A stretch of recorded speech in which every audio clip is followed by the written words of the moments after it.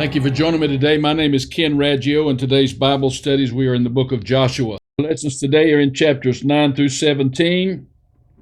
The Gibeonites came to Joshua after they crossed the river Jordan. They were wearing old shoes, old garments, old sacks. They had old moldy bread and old wine bottles. They were pretending to come from afar to trick Israel into making a league with them. But long ago God had said, I will deliver the inhabitants of the land into your hand, and thou shalt drive them out before thee. Thou shalt make no covenant with them. That was from Exodus 23:31-2. God says, don't make peace with the world. Prefer trouble with the enemies over trouble with God. Joshua 9:16, after they made a league with them, they heard that they were their neighbors, but they found out too late. This is when the story of the sun standing still took place. There were 5 hostile kings that went to war against Gibeon, who called for Joshua to bring Israel to their defense. Joshua assembled his army, and they traveled all night to the battleground. The day wore on, and Joshua asked God for more time. He cried out, "Stop the sun!" And God did. God can answer any kind of a bold prayer. Joshua 10:12-13, Then spake Joshua to the Lord, and he said in the sight of Israel, Sun, stand thou still upon Gibeon, and thou moon in the valley of Ajalon. And the sun stood still, and the moon stayed, until the people had avenged themselves upon their enemies. This is one story that God obeyed a man. It doesn't matter how God made the sun or the moon stand still for Joshua, nor that some scientists refute that it ever happened. This epic event is eclipsed by the fact that God obeyed the voice of a man. The CE version says, never before and never since has the Lord done anything like that for someone who prayed. Your problems are no problem for God. Just pray on. Joshua 10:14 says, And there was no day like that before it or after it, that the Lord hearkened unto, that means obeyed, the voice of a man, for the Lord fought for Israel. God has his own divine prerogatives to work any way he wants to. God didn't send Israel to kill good and godly people. God chose their enemies by his own criteria. God sovereignly chooses heathen who have incriminated themselves before giving their place to the righteous. God knows the future of saints and sinners, and as Creator, God has divine prerogative to take away from one and give to another.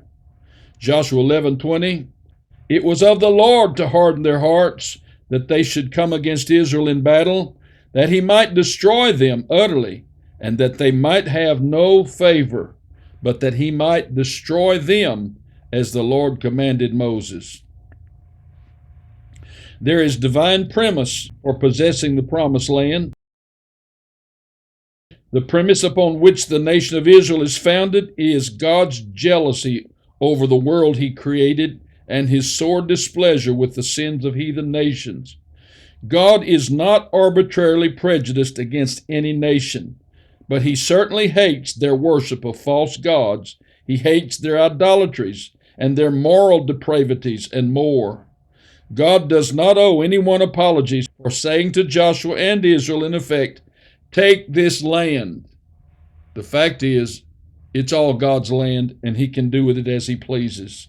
Joshua 12:7-24, These are the kings of the country which Joshua and the children of Israel smote, all the kings 30. Then we come to this matter of distributing the inheritance of the promised land. Even though Moses was not allowed to enter the promised land, he had a very good understanding of how the land would be divided, and he put it in the record before he died. When Joshua took over, God gave him more specific boundaries for dividing the land. You and I should never discount God's component in this conquest. It was all written in the mind of God long before it happened in our time. So is our inheritance. Joshua 13:32, these are the countries which Moses did distribute for inheritance in the plains of Moab on the other side of Jordan by Jericho eastward. And here's a famous event when Joshua and Caleb finally arrived in the promised land.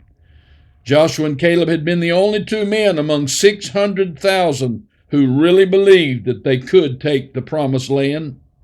Moses sware on that day, saying, surely the land whereupon thy feet have trodden shall be thine inheritance, and thy children's forever, because thou hast wholly followed the Lord my God. Joshua 14:9. At 85 years old, Caleb boasted that God had kept him strong, and he was still ready to take the land. He and his descendants inherited Hebron. Joshua 14:12. Now therefore, give me this mountain, whereof the Lord spoke in that day. That's a good saying to hold on to. Give me this mountain. Let me speak of Caleb's son-in-law. Joshua 15 contains a tedious description of the land that God assigned to the tribe of Judah. Caleb received a portion, including a place called Kirjath-Sepher, and he offered his daughter as wife for any man who would conquer it. Othniel volunteered. He took the city, and he won Caleb's daughter.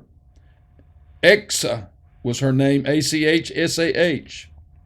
Caleb's new son-in-law became a great hero and the first judge in Israel after Joshua and Caleb died. Heroes tend to inspire other heroes. Joshua 15:17 records it. Othniel, the son of Kenaz, the brother of Caleb, took it, and he gave him Achsah, his daughter, to wife. Next we come to Joseph's inheritance. You remember the story. From his childhood, Joseph seemed to be under the powerful influence of prophetic destiny due to his favor with God's chosen man, Jacob. Once inside the promised land, Joseph's inheritance included some famous places, like Bethel, where Abraham and Jacob had met the Lord, like Jericho, the first city taken, and many other cities. This land of Ephraim and Manasseh stretched from the Jordan River to the Mediterranean Sea. It was lush and well watered. It was the choicest of properties. Joshua 16:1-3, and the lot of the children of Joseph fell from Jordan, and the goings out thereof are at the sea. Speaking of the Mediterranean. Let me close with this thought concerning robbing bees and milking cows. The land that was given to Ephraim and Manasseh was the choicest of all the lands, but they complained of the Canaanites with their chariots of iron, and of the mountains and the heavy woods. Joshua simply told them, you're a great people, go and take it. In this land that flowed with milk and honey, they were about to learn that you have to rob the bees and you have to milk the cows. Joshua 17:17-18, and Joshua spake, saying, thou art a great people, and hast great power. Thou shalt cut it down, and thou shalt drive out the Canaanites. You and I have to learn that lesson too. God gives us promises. Sometimes we have to do the work for it. Those are our lessons today. Thank you for joining me. May God bless you today and save your eternal soul in Jesus' name. See you next time. Thank you for watching. Please like and share and follow me on Facebook, Twitter, MeWe, Gab, CloudHub, BitChute, Rumble, YouTube, Telegram, Truth Social, Instagram, and LinkedIn. Visit my website at KenRaggio.com for thousands of pages of Bible articles on every subject. Subscribe to receive my daily Bible studies by email. Go to Amazon, search for books by Ken Raggio. You'll see my daily Bible companion, 5,000 lessons almost from every chapter of the Bible, 2-volume set, Old and New Testaments. Get the Daniel prophecies, God's plan for the last days, 726 pages with footnotes, 175 photos, one of the most powerful prophecy teachings anywhere. Get the greatest doctrines of the Bible. Get praying on purpose, praying for results, how men prevail with God. Get Long Winding Road, my very personal personal story, and Treasures of Darkness, How to See the Glory of God in Your Darkest Trials. Click the link below if you want all 9 books for only $125 here in the United States only. And please donate through the link below, and then share these videos with your friends. And I'll see you next time. Good night.